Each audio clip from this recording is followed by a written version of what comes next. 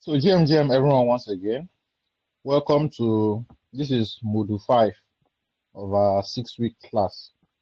This should be this is the fifth class. The last class was divided into two. We talked about Web3 tools and infrastructure. So it took us Friday and Monday to complete that topic. And I remember what we talked about was basically the things that are put in place to make Web3 functions, the tools that you use to access Web3. And that's where we talked about wallets. So for those of you that missed that class or you want to go through a recap of it, I'm going to even advise you do so. All the videos, all the classes have been uploaded. The link is in the group. I'm still going to reshare the link today again. And this class is still currently being recorded. So once we're done, we'll upload it again. So there we talked about wallets. A lot of things were discussed on wallets. Because most people that come into this space, definitely there is no how you are going to interact with things in this space without using wallets. But do you know how to use your wallet properly? Do you know what wallet is even all about? And then do you know how to keep your wallet very secure? So these are some important things that we discussed in that last class.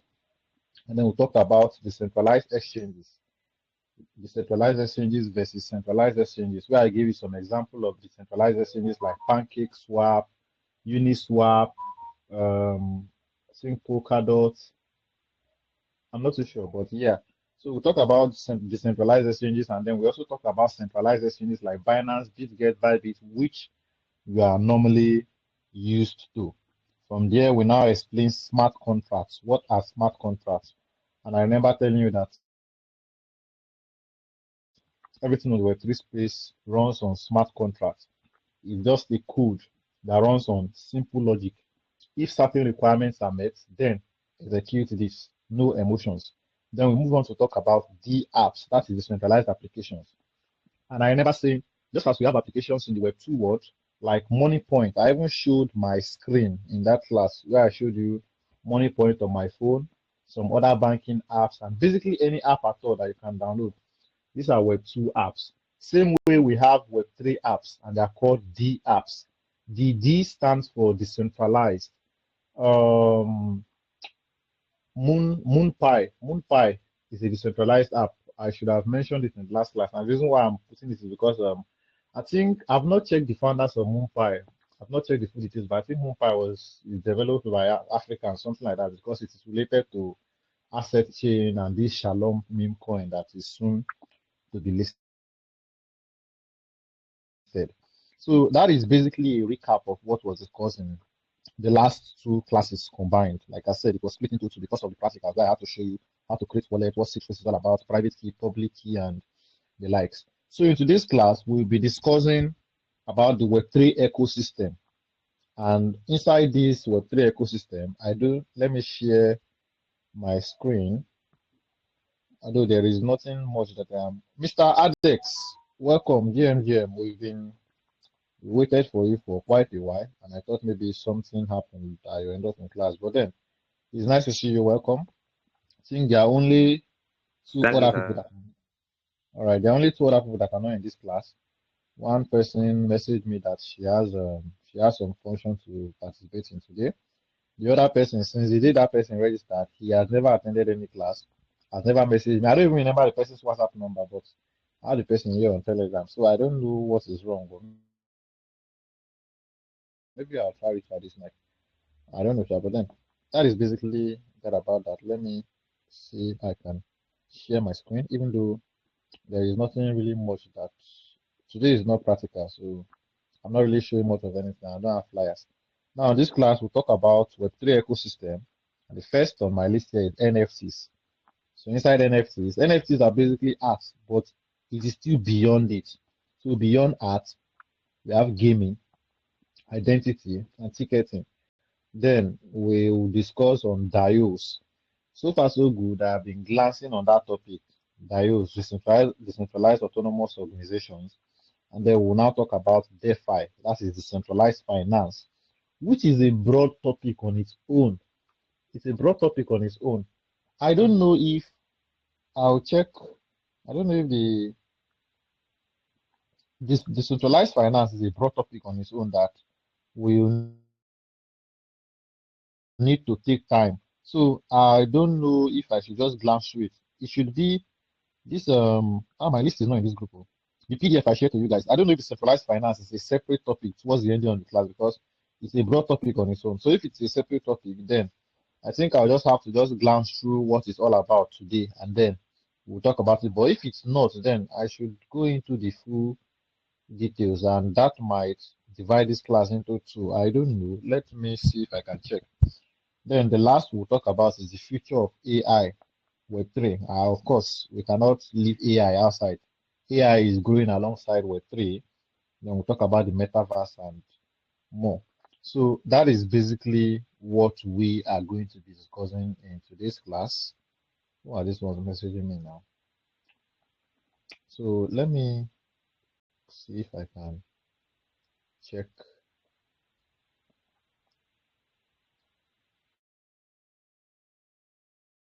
All right, let's see.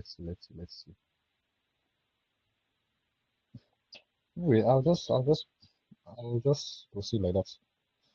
So I don't think I need to ask if you guys can see my screen because wait, what is happening with my phone now?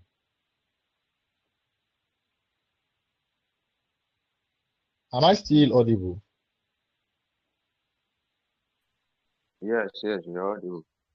But that All right, thank you. decentralized finance, you did not put it in any other place as a separate topic. Okay. It's all right then. We'll have to go into it on full details. Omo, I don't have. I don't know. Do I have that enough head on my head like this? But then let's still proceed and see as it goes. So the first thing we'll talk about is NFTs, and I don't think NFT is a new thing. NFT is not a new thing. NFT has been in the space for quite a while now. When I first heard of NFTs, then I heard of NFTs I think about 5 or 4 years back. That was when NFTs started gaining momentum. Then where they started talking about flipping of NFTs, making money with NFTs. They're even comparing NFT and cryptocurrency because crypto is a fungible token, while NFT is a non-fungible token. As at then, I did not even understand what it was all about because you get as the thing just did complicated. I was wondering what is the essence of NFTs because I just basically seeing some art, some pictures. What is it? How does NFT get value? This and that and the likes. So, but then NFT is a very important topic when we talk of Web3. NFT is basically, as the name implied, non-fungible tokens. Now, if you notice, the topic says beyond gaming. When they say non-fungible, I think, I don't know, I'm trying to remember if I have, it's as if I've explained NFT here in one of the classes, somehow, as if I explained it. Yes, yes, we did. But then that is, okay, because I'm trying to remember. I don't know, maybe NFC was one of the topics. So I think that will not have much work then. So as I explained, NFTs are non-fungible token. When they say non-fungible, it cannot be split into two or into bits, just like Bitcoin. For example, um, one Bitcoin is identical to another one Bitcoin. You can split Bitcoin into Satoshi. For those of you that don't know, where it is only when Bitcoin is one on your wallet that it is showing exactly one. I think Bitcoin should be around 100 and is it $112,000 right now or $115,000. So it's only when you have one Bitcoin on your wallet that it is called Bitcoin. The other ones, if it is 0.1, 0.2, 0.0, whatever, they are called Satoshis, SATs. So about some amount of Satoshis come together to form one Bitcoin. Now, one Bitcoin is identical to another Bitcoin because one Bitcoin does not have its unique ID. When we talk of Bitcoin, we classify Bitcoin as the token itself, like the coin itself, the whole coin, 21 million. That is how it is. But in the case of NFTs, NFTs are non-fungible because they have unique IDs. They have unique IDs, unlike Bitcoin that does not have its unique ID. And when they say unique ID, it simply means it is just like a piece of land now. One plot of land has a document. That document now is the unique ID of that land. Because of that document, that land cannot be split into two. You cannot divide that one plot of land into half and decide to sell half to someone and sell another half to another person. In the scenario or in the case where you want to do so, you would also have to abandon the certificate and maybe get two new certificates for the two divided land. That is to say that land is non-fungible. On the blockchain, on NFT, you cannot divide. It is even possible for land because you can do somehow you can decide to divide it and get certificates for the two. Then you can sell one as half plot of land, half plot of land. When it comes to the blockchain, when you have an NFT, maybe ape NFT, you cannot divide it because once an NFT is created, and as you know, as I have explained, once anything is recorded on the blockchain, it cannot be altered. You cannot alter it. It is as it is. So NFTs has unique ID. That is because of that unique ID, you cannot divide an NFT into two. So that is basically what they are. Now, NFTs are just simply arts. That is why most of the times you see it as a form of picture. Sometimes these pictures are even ugly. Self. You'll not be wondering why, what is it? Because me, I was wondering when I first heard of it, what is the essence of it? It's not like Bitcoin that you know that the price always goes up, comes down. You can buy to hold and wait for the price to go up. You can sell your coin anyhow. But NFT or more, before you sell NFT, you might even have NFT that is worth thousands of dollars, but you don't see who to buy. You might be able to buy, but you might not have access to them. Unlike Bitcoin, that you can just simply go to an exchange. Except now that there are some ways you can just burn NFTs, but then you'll be losing a lot of money. When you can burn it, and when you're burning it, it is converting into like Solana NFTs. There are some Solana NFTs that you can burn into Solana, and some Ton NFTs that you can burn into Ton and the likes. It was not common about some years back, but that is basically that. So it is not easy to sell as it is not easy. It's not as easy to sell as crypto. Now, I'll before I talk, we'll talk about what gives NFT value. But I think I've already, when I talked about this NFT, I think I already gave most of the details. Now, anything at all that you have, when you tokenize it on the blockchain, it is an NFT. Even this reward asset that I was explaining, reward asset is also a form of NFT. All of these things are under NFTs because NFTs brought the idea. So when you say reward asset now is just a segment of NFT that deals with the tokenization of reward assets. And you know what assets are? Anything that is an asset to you in the real world, you can tokenize them on the blockchain. So when it's on the blockchain, they call it reward asset, but then it's still an NFT because you are tokenizing something property. Now you could also musicians. I don't think our musicians currently don't really know much about the blockchain technology, but they could tokenize their music. Davido, as an artist, for instance, could decide to tokenize his music on the blockchain as an asset or as an art. You could take a video, even video, these are movie industry now, they could pick videos, tokenize it on the blockchain as an art in form of NFTs, and they could sell it depending on the reputation of the company. They could also, I think I even explained in the gaming sector, unlike Call of Duty, for instance, I play Call of Duty very well, not recently though. There are ways you buy skins in the game. You buy skins, you buy guns, you buy a whole lot of things in the games. Even some of these games, like I think everybody should even be conversant with Subway Surf. When I play Subway Surf, there are ways you accumulate coins. I don't know if people use money to buy coins in that game because I've never done it and I've never checked it. But I'm just guessing. Let's say, for instance, you use money to purchase coins in those games. Once you have those coins, you use the coins to purchase skins.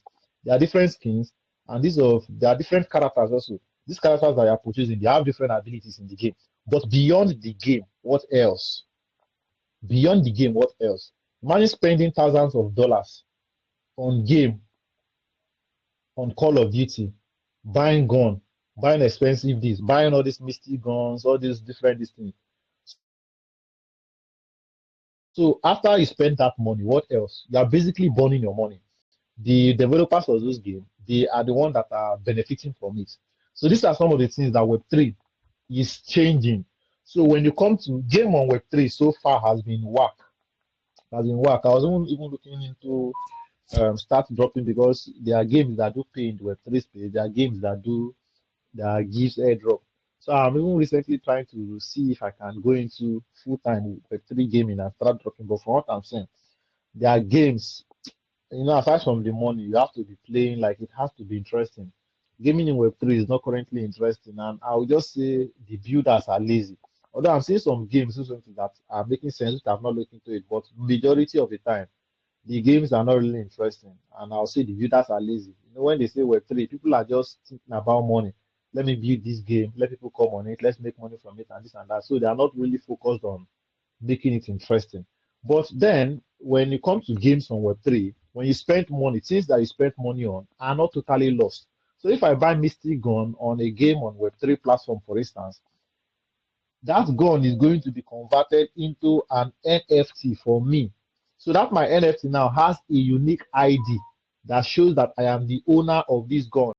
So for instance, who are the biggest gaming creators in Nigeria currently? I think okay, we have Manja, we have Udunwaya, we have King Place, and some others. So if those people now, let's say they are playing game on Web3, if they should purchase skins now, it's going to be registered their ID, say now this person purchased this game, this gun. So imagine Udunwaya using a particular gun now. He uses it very well, he plays it very well. And because people most of the time ask, what is the sensitivity of your screen? What settings did you do to be able to play this well? A lot of people ask most of the time like that. Do you know that people even want, there are people that will even want to get game? Imagine Udunwaya saying, okay, this gun, this is the gun I've been using so far to win the game, blah, blah, blah. I no money this gun again. I want to sell it. A lot of people are going to line up. One, because of the value of the gun. Two, because of the game, the gamer behind it, compared to a nobody. That is already taking us into what gives NFT value. But then that is basically that. So when we talk of Web3 gaming, in the gaming sector, the things that you buy, they are not lost. You don't lose your money. The developers are not eating your money. It is converted into NFTs for you. It holds value. The only limitation that you might face is finding people to buy. And how you see people to buy depends on the value of the NFT and also the value of your person. So that is basically that. NFTs could also be used as a form of ticket. Yes, you could, for instance, there are some exclusive NFTs on. I think I was even giving this example of once. Like let's say for instance, I have this my community that I have now. I could decide now that I want to create an NFT, Tonio's Tech NFT, or I could just name it any name. These NFTs, I might give it a limited amount of number. Maybe these NFTs might just be 100. In my community currently, I think on Telegram, it should be about 7,000. So imagine me creating an NFT and giving it a limit of 100. So only 100 of that NFTs will ever exist. People will definitely rush to buy it. Now, what would these NFTs be used for? They'll be used for, let's say, if Tony Tech wants to host an event, it's also placed now. Only people that has these NFTs will be able to attend that event. Let's say I want to go out of the country, I want to be somewhere now, and I want, let's say, I want to organize a party, and I say, okay, let my community members come. It will be limited exclusively to people that owns that NFT. So automatically, you see that NFT now has value. But then that is basically that, using NFT as a form of value. The video could also decide to mint an NFT now. The NFTs could be 500. The 500 people that have that NFT, the benefit could be that for life, till this world end, as long as the video is doing shows, you are going to be attending the shows for free. All you have to do is to make the purchase of that NFT as at the initial time. So while other people might need to buy tickets, might need to pay for seats and the likes for any events that you will be holding, you that owns that NFT as a form of the ticket might be getting free events, free opportunity to attend those things. Some blockchains even do it already. So imagine Sui can even decide to do something like that.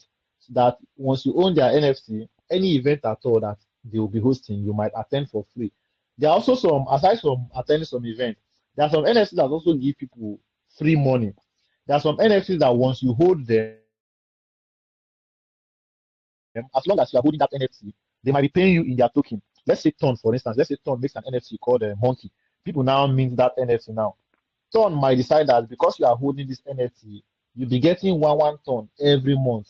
There are some NFTs that are like that. I've not been opportune to get access to any of those, by the way. If I see, I'll be so happy. But there are people that are holding those type of NFTs. Now, those people might make a lot of money from it, and then they now decide that, oh, I've made enough, or this money no longer suits me again. Oh, let me sell this my NFT to someone else. So they can sell the NFT to someone else, and then the person will now take that benefit automatically. So ton is going to be giving the person one ton every month.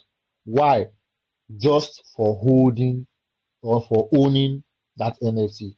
So when we talk of NFT, there are a whole lot more. In fact, NFT goes as far as your idea, your imagination can go. So we cannot just discuss it and say we're already done discussing NFTs. No. For instance, real world assets only became it started gaining the limelight just of recent from last year to this year. It just started gaining the limelight. So it was not a thing on NFT before, but as people's idea keep flowing, I could even decide, for instance, I could decide to take a picture of my grandma. Mr. Ades, am I still audible?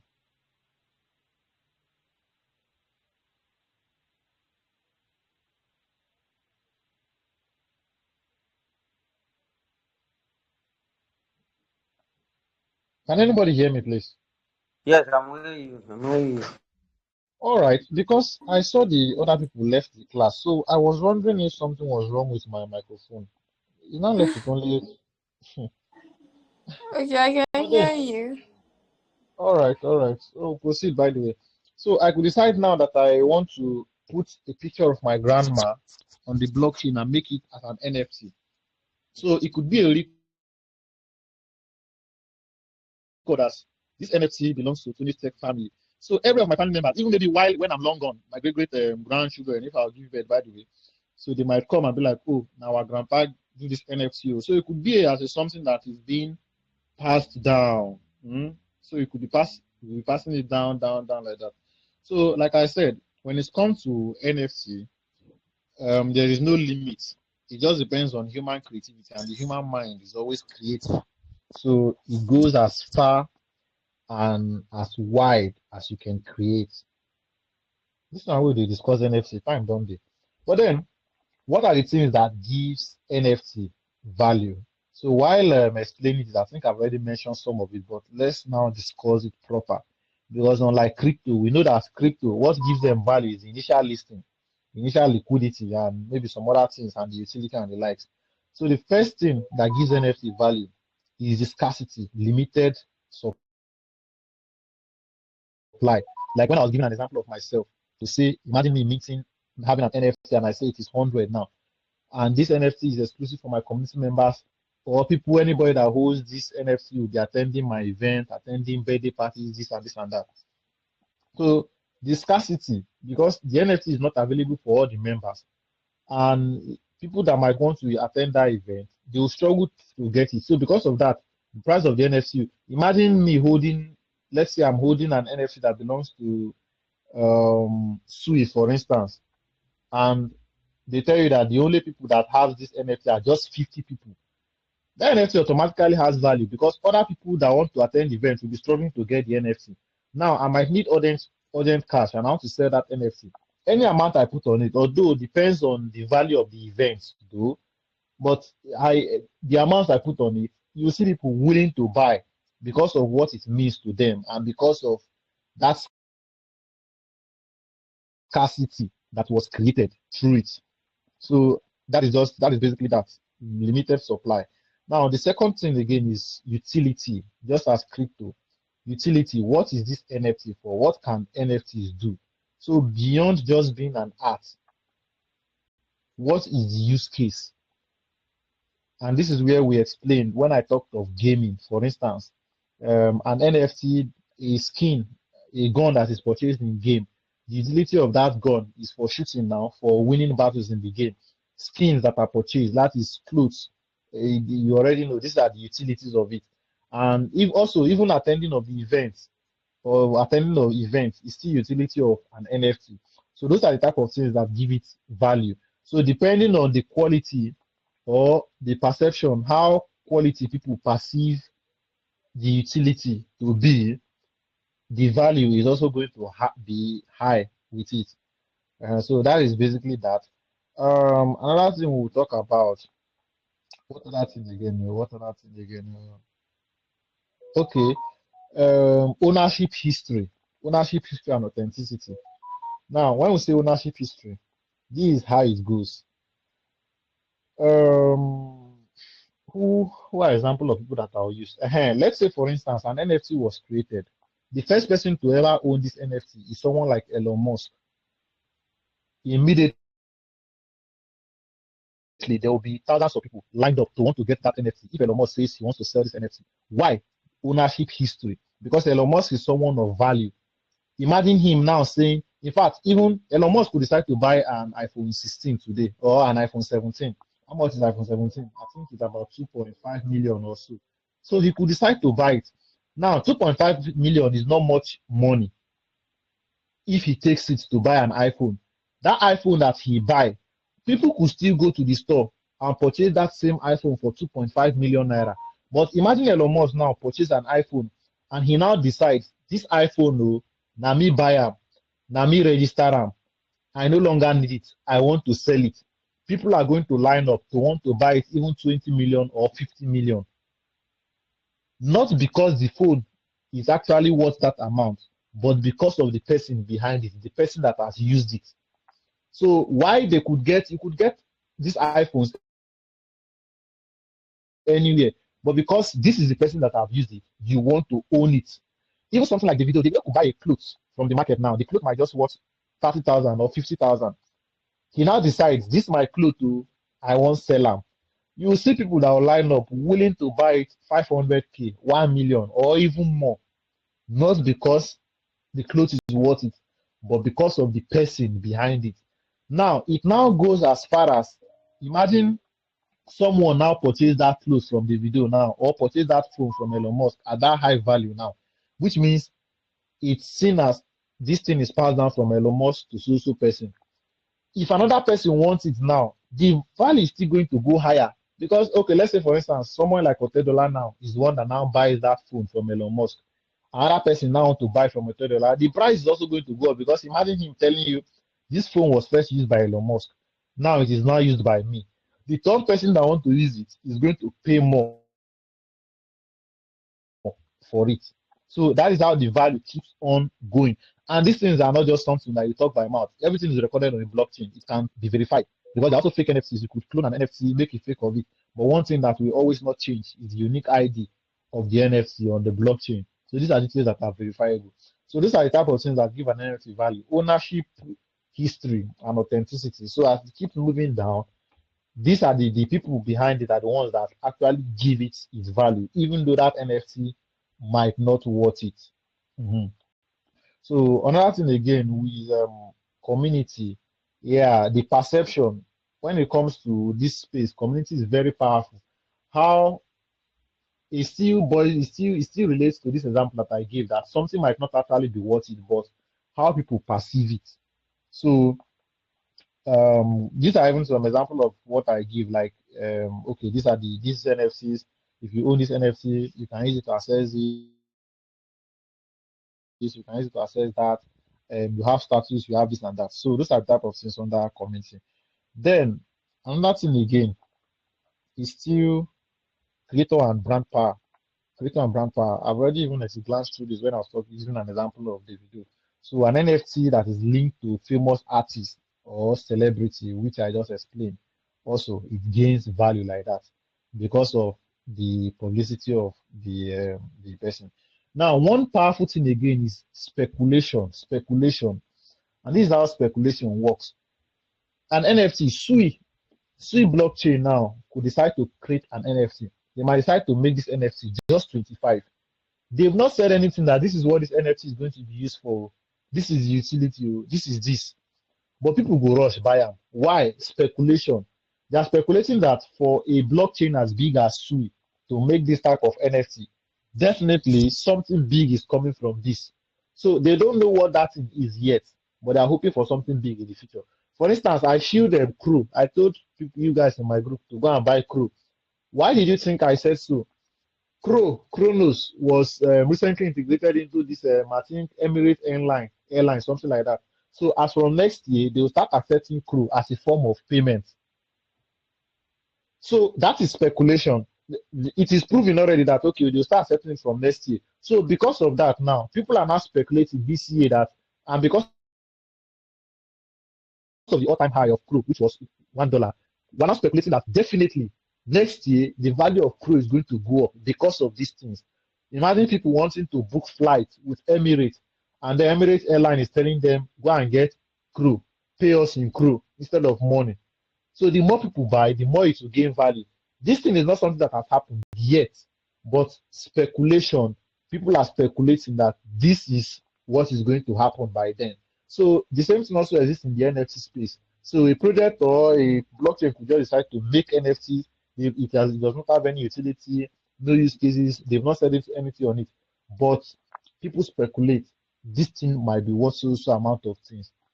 So that is that is basically that. Another thing again is in terms of interoperability, but for me, I don't really see this one is not. I have not really seen where this is applicable, like in terms of use case. But interoperability is just basically talking about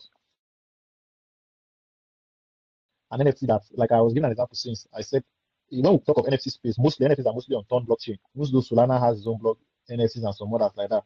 But you NFT on Ton blockchain cannot interact with NFT on Solana blockchain. These blockchain they cannot interact with themselves. But then there are some special NFTs that are created like that that could interact with all of these other blockchains. Because of that, that NFTs can gain value. But I don't really, for me, I don't really see that as a big deal, but it's still part of what gives NFT value. Yeah, and personally, if I'm going to get an NFT, it will be based on that use case. Maybe yeah, in terms of the use case, like being able to go for events, being able to do this and that. So that is basically that on NFTs. Let me check. What is the next thing I was supposed to discuss?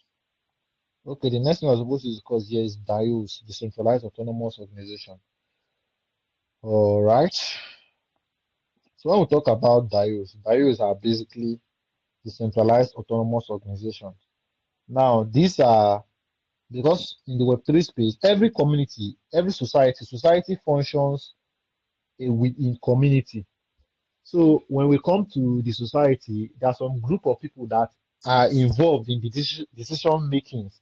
That is why when you go to churches, you have pastors, you have maybe brothers and some other people. When you go to schools, you have professors, VCs, and the like. So any organization at all that you come into, there are people leading that organization. Because Web3 is a decentralized space that functions on the blockchain, we have also how it is being governed. And this is where DAOs come in. There are organizations, special organizations that governs things that are responsible. For instance, there is an incident that happened in May this year, where Sectus protocol, something like that, was hacked. This Sectus that was like linked to Swift blockchain, they were hacked. Now, during that hack, some funds were stolen, but they were able to lock it up. Why were they able to lock it up? Because of the community. The DAO, I think the people did. I think there are about 21 members or something like that, but they are not much members. So they're able to contact all the members and they're able to make decisions, do voting, and lock it up. But that is basically that. In Web3 space, there are people that are behind the scene making decisions for us, for things that go on the blockchain. Every blockchain, every blockchain at all has DAO, and the requirements to participate. The requirements could be that you must host some certain amount of tokens. You should do some certain amount of tokens for it to be able to be eligible, for it to be able to make decisions and the likes, blah, blah, blah. But then that is basically that. So here is the difference. Unlike in Web2 platforms where we could have CEO, we could have manager, we could have secretary and the likes, hierarchy. When it comes to the Web3 space, when we talk about DAOs, you, for instance, you are part of DAO, Decentralized Autonomous Organization. It does not discriminate. There is no position that is higher than the other. All you basically have to do is to meet up with the requirements. Once you meet up with the requirements, you'll be able to participate in active decision making for the community. So there are also some platforms in this space. Let's say Facebook. Who else? Who knows them? Online Plus. Online Plus was launched yesterday. Online. Does anybody here know Online Plus?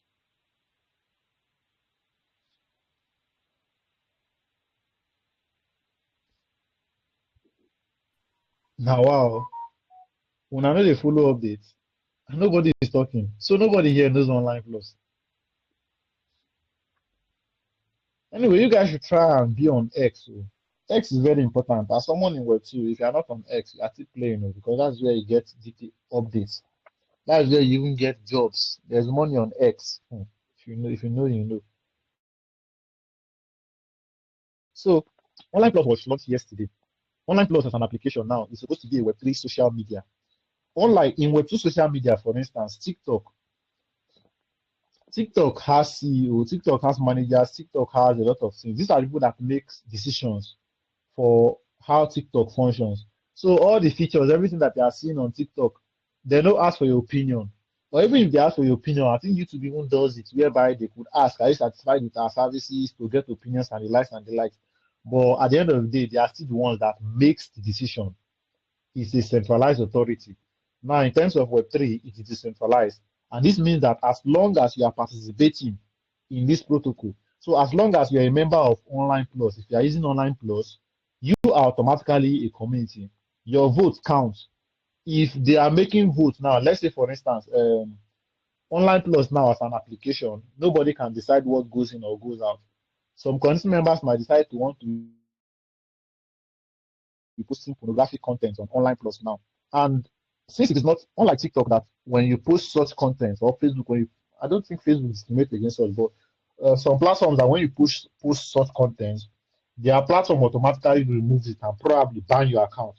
Such things no they happen for Web3. Everybody is absolutely free to do and undo. But if we leave it like that, that would be lawlessness. If everybody is actually free to do and undo, that would be lawlessness. We could just do anyhow. So that was why the idea of DAO was introduced, whereby the community has to vote. So the community now has the opportunity to vote. Do we want pornographic content on this platform? No. If 1 million people are the ones participating on Online Plus, they have to ask that 1 million people one by one, one by one. Everybody has to vote. They now function on majority. So the one where the vote counts towards most is where the decision is now being taken. But here is one thing again, there are some issues. For instance, some people just register, there's some people that just register a TikTok account, and when they just register, they abandon, they've never used that account again. There's some people that forgot their password and they forget it. So imagine if Online Plus as an application now is waiting for every single individual to cast a vote. That means they'll never go anywhere because some members will not vote, some members do not even have access to vote and all of those stuff. So because of that, they now function on at least if 80%, they could make the program in such a way that if 80% vote, instead of waiting for exactly 100%, so they could wait for if 80% vote or the one that votes higher, the one if half of more than half of the community votes, then the decision is going to be taken. But when we come to that aspect, it's still somehow a bit complex. That is where we have things like proof of stake, delegated proof of stake, blah blah blah like that. But when we talk of DAOs is basically referring to communities in the Web3 space. Now, this thing that I just explained now, this is just like how it is supposed to be. Just me giving you an example of the idea of DAO. But in the actual sense of it, this thing is not possible. They cannot all of these people they promise that we are building for the community is going to decide, community is going to this, community is going to that. It is not 100% possible. There are, even though they don't tell us, there are still people in the back end that still these decisions must favor these people. It just be like whales. Yesterday the market was crashing, the market crashed blood. Do you think the market just sit down and started crashing? No, it is whales, the big players, that the one that crash it. Now, this bull run, where would they wait for, say, bull run never happened, this and that. The reason why bull run has not happened is because the market has not been in a position that is going to favor the whales yet. So they are manipulating it until it comes to their terms, where it will favor them. Now, with the small players, we have no choice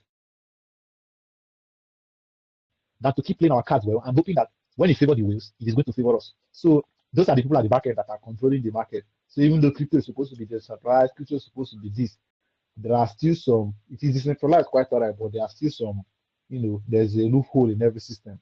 So these are just like the hypothetical states of what we are supposed to know that this is how platform is supposed to be this and that, but there are always still some people. For instance, even Pi, for those of you that I don't know if you are participating in this Pi Fireside and they like where they say they make a committee and this and this. There are some people that are there that are part of moderators, but they are not supposed to be moderators.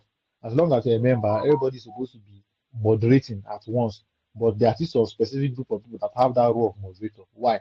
But I still don't blame the system. It's still good because you know if you give, if you want to give power to everybody, see people will decide. Even madman will get opinion. So that one is by the way. So that is the whole idea of what DAO is all about. Let me check what should be the next thing we'll discuss. What is the next thing here? Yeah, don't go enter like this. Am I still audible, please? Yeah. Yes, yes. All right, all right. Time is already going on. But then, so the next topic is DeFi. DeFi. Now, as I say, DeFi is a broad topic, but it still is not complicated. Me, I called, whenever I'm talking about DeFi, I always like to talk about CeFi also. So DeFi is DEFI. There is also something called CeFi, CEFI. Now, if you pay attention, if you've been paying attention closely, you realize that so far so good since I have been explaining Web3, I have always stated that Web2 goes beyond, Web2 now goes beyond the internet. Web2 also deals with our day-to-day activities. Web2 also goes into government. Web2 goes to the banking system. In fact, Web2 goes to everything that's related to this world. So Web3 is not different. As Web3 came, Web3 is also trying to go through all of these things. That's why we have things like NFT, where normally musicians have to just sing their songs and put them on platforms like Spotify and the likes. But Web3 is also now trying to replicate that. So just as Web2 encompasses into our daily lives, that is what Web3 is also trying to do. So on Web2, we have something called CeFi. CeFi means centralized finance. And I don't think I need to explain, this cannot be explained too much. When we talk of CeFi, you know how the banking system works. You have to be 18 and above for you to be able to register an account. I remember when I started looking for this money online back then, one of the things that limited me a lot when I started was that I was not up to 18. So even when I was already making the money, receiving payment was hard. I have to either get people accounts. Even when I went to the bank to get my own account, they had to open a student account because I'm not up to 18, this and that. And also it extends to platforms like PayPal. One of the things we trouble us that year when we were doing freelancing online was receiving payment. Imagine working for a foreign client, they want to pay you, they tell you PayPal, and PayPal is restricted. As a Nigerian, you cannot open PayPal account. So these are part of I'm just giving a broad rough sketch. So when we talk of CeFi, it has to do with it's not something that I need to explain very well.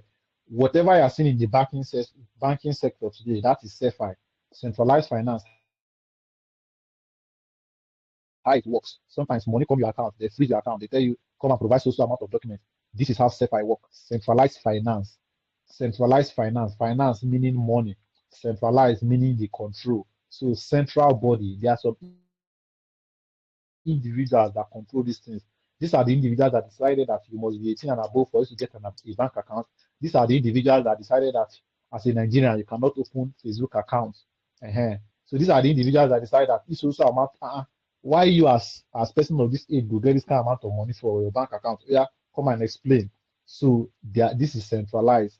There are these individuals. So when we talk about CeFi, it basically has to do with the whole banking system that we have in the world today, extending to central bank, extending to World Bank and the likes. So we now have something on Web3 called DeFi.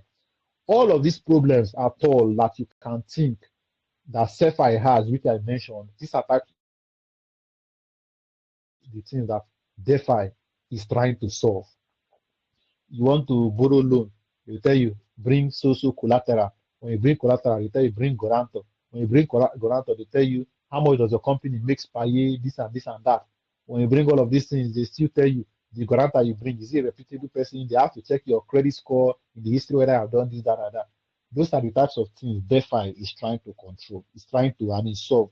So when we talk of DeFi, DeFi simply means decentralized finance.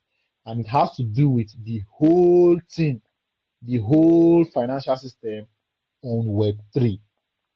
It goes on to banking, it goes on to lending and borrowing, goes on to interest and all of that. Now, unlike CeFi, centralized finance, which is controlled by some group of people, some group of individuals called centralized authority, when we talk of DeFi, DeFi now works on smart contracts. There are no people controlling it. It is built by humans, quite all right. But once it's built by humans and deployed on the blockchain, these humans, um, how will I explain? How will I say it? They how go talk let's say once they deploy it on the blockchain, they lose access to it willingly. So they are no longer controlling it. That's why I explained the other time. I say smart contract exists forever. Smart contract keeps running. As long as the internet is concerned, it keeps running. Once a smart contract is deployed, it runs forever. You cannot stop it. So unless people stop using that smart contract. So when we talk of DeFi is made powerful because of smart contracts. This time around, we are not trusting on centralized authorities. We're not trusting on some individuals to make decisions for us. We are not trusting on the code. And by then, we have to believe that oh, this code is perfect because smart contracts will get error, smart contracts will get bugs. There would have lost a lot of money because of this, because of bugs in smart contracts. Smart contracts could also have loopholes, and there are some evil actors if you exploit these loopholes to take your funds. But then that is basically that. Now, before I continue, this is 10 o'clock. The other people have already okay, only one person has left the class. This is 10 o'clock. I don't know. Should I continue or should we leave because like I said, DeFi is a broad topic. So should I continue or we should leave it till Monday? Then we'll talk about it because we have only two topics left on this segment. We have DeFi and then we have the future of AI plus Web3. So should we continue or should we leave it till Monday? If it's Monday. Okay, that is one person. Let's leave it.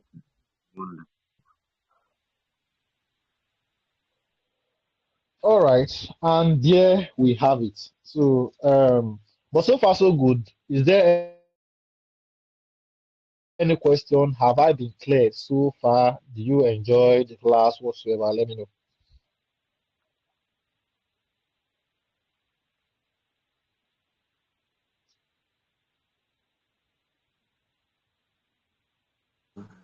The question that I want to ask is about mainnet and testnet.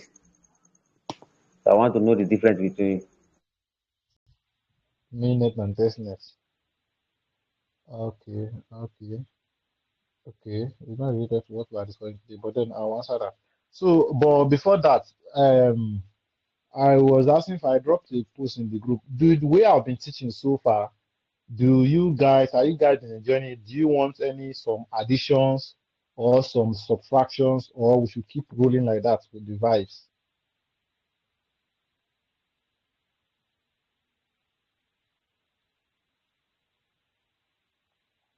Mr. Stanley and We Mr. Rage, response. so far, I'm really enjoying the classes, and the only thing I wanted you to add in that class is how to purchase token on this decentralized exchanges. I can be able to purchase tokens from decentralized exchanges. That's what I wanted to From add. from decentralized exchanges. You say from decentralized exchanges.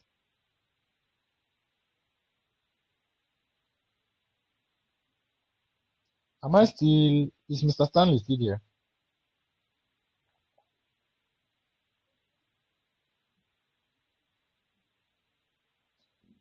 Mr. Adex, am I audible?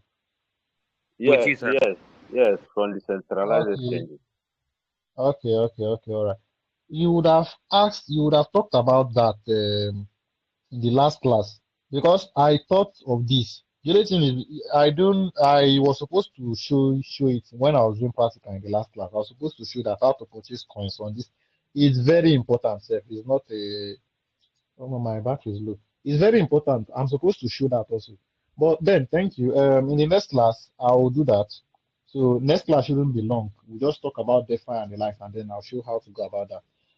Mr. Adex, mainnet and testnet is not this thing now. It's just a construct. When they say testnet, for instance, this hot that we're participating on now, this hot airdrop, hot is currently in their testnet phase. What does testnet mean? They have not officially gone live yet. It's just like Monad. They have not officially gone live yet. They have not listed it in the market for people to be using. But that is why HOT, you could not even ask, why do you think HOT say that you must, I don't know if if you're mining HOT anyway, but why do you think HOT say that you must have your happy score above so for you to receive the airdrop? The reason is because HOT is a decentralized wallet, just like Trust Wallet and MetaMask. Now, when they make this wallet, they need people to test it so that as people are testing it, let's say for instance, you wanted to swap coin, your coin took 1 hour before you arrive. You go vex now. That vex now, you see contact them on X. This your platform is slow. They will take note of it. They will go and improve on it and make it faster. So when they say testnet, they have not officially gone live yet. Because they have not officially gone live, they need you as a tester to keep using their platform to test for any issues or whatsoever that they might have. There is no way they can make you to use it without giving you a reward. That is why the concept of airdrop exists, to attract you to do it, because you want to get this airdrop, so you want to meet up. Like because of people want to get hot airdrop now. Because of that, people have now started trading with hot wallet. People have now started swapping tokens here. People have now started sending and receiving. People have now started storing. By doing so, it is also giving feedback to the team that, oh, our platform can handle 1,000 transactions, 1,000 volume a day. Our platform can do this and that. So that is because they are still in that testnet phase. So by the time that they must have reached a reasonable extent whereby they feel like people don't use them, they don't get any issues, this and this, they now go live. And that is where they now officially launch their coin. So when they do that, they are now in their mainnet phase. So that is just the simple difference between testnet. When they talk of testnet, they are testing the product and giving back to the team. Then they improve on it. When everything is finally okay, they launch officially for the general community to use. They are now in their mainnet phase. So I don't know, is that clear enough? It's clear. All right.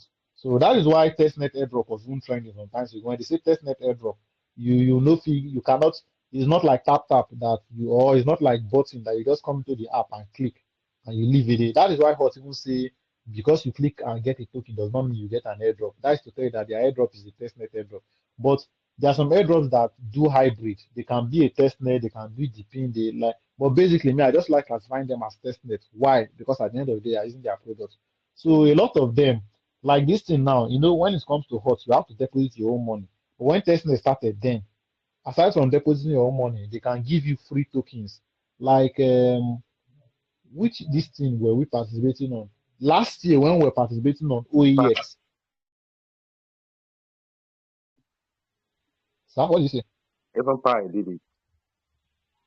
Okay. I say Pi gave us some coins for their testnet. Good, exactly. So what Pi did then, they were testing if their wallet is working. So imagine that test Pi that they give to you now, you send it to the person, and that test Pi no enter the person wallet.